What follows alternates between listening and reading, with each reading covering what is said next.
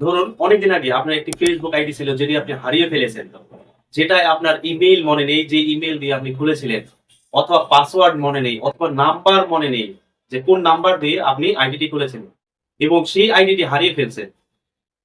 আপনি চাইলেই কিন্তু সেই আইডিটি ফিরিয়ে আনতে পারেন মাত্র 2 মিনিটে। কি বিশ্বাস হচ্ছে না? কিভাবে করবেন? তো চলুন দেখে নেওয়া যাক কিভাবে আইডিটি ফিরিয়ে আনা যায়। মূল ভিডিওতে যাওয়ার আগে এই ভিডিওটি অবশ্যই শেয়ার দিয়ে রাখবেন আপনার ফেসবুকের টাইমলাইন। কেননা হয়তোবা নিকট ভবিষ্যতে আপনার কাজে লাগতে পারে, অথবা আপনার বন্ধু বান্ধব যে বা যারা আছে তাদের কাজে লাগতে পারে। তো চলুন বেশি কথা না বাড়িয়ে মূল ভিডিও দেখে নেই। তো প্রথমেই আমি আমার ক্রোম ব্রাউজারটি ওপেন করে নিলাম। উপরে সার্চ বারে লিখবো m.facebook.com। এবারে আপনার সামনে ফেসবুকের এরকম একটি ইন্টারফেস চলে আসবে। তো প্রথমেই আপনি যে কাজটি করবেন, উপরে ডান সাইডে দেখতে পারবেন 3টি ডট দেওয়া আছে, ওখানটা ক্লিক করবেন। ওখানটা ক্লিক করার পর নিচে দেখতে পাবেন ডেস্কটপ সাইট, এটাকে সিলেক্ট করে অ্যাক্টিভ করে নিবেন।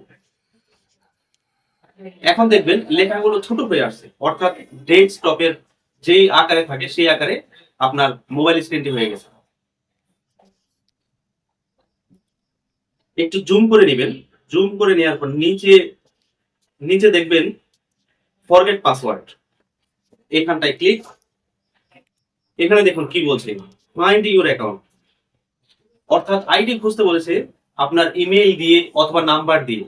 তো প্রথমে আমরা যদি আমাদের ইমেইলটা মনে থাকে সেক্ষেত্রে আমরা এখানে ইমেল বসাবো।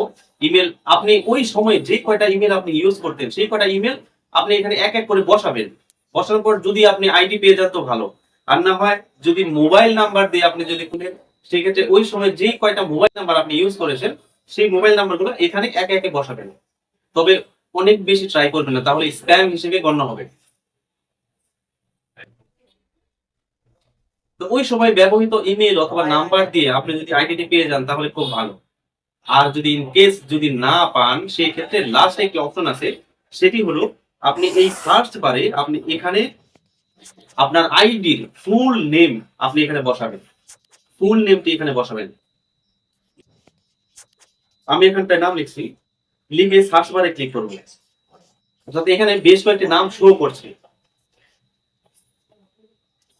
আর পাশে দেখাচ্ছে this is my account. So আপনি দেখবেন এখানে আপনার আইডিটি আছে কিনা। যদি আপনার আইডিটি থেকে থাকে তাহলে আপনি ডান সাইডে দিস ইজ মাই অ্যাকাউন্ট এখানটায় ক্লিক করবেন। আর যদি ইন কেস যদি না থাকে তাহলে নিচে নিচে এখানটায় আপনি আবার ক্লিক করবেন। ক্লিক করার পর পরবর্তীতে আরো কিছু আইডি আপনাকে শো করবে। তা আপনার আইডিটি যদি এখানে পেয়ে থাকেন, আপনি হয়তো বা নামের উপরে অথবা লোগো দেখে আপনি আইডিটি আইডেন্টিফাই করতে পারবেন। তো আইডিটি যদি পেয়ে থাকেন তাহলে এখানে দিস ইজ মাই অ্যাকাউন্ট এখানটায় ক্লিক করেন।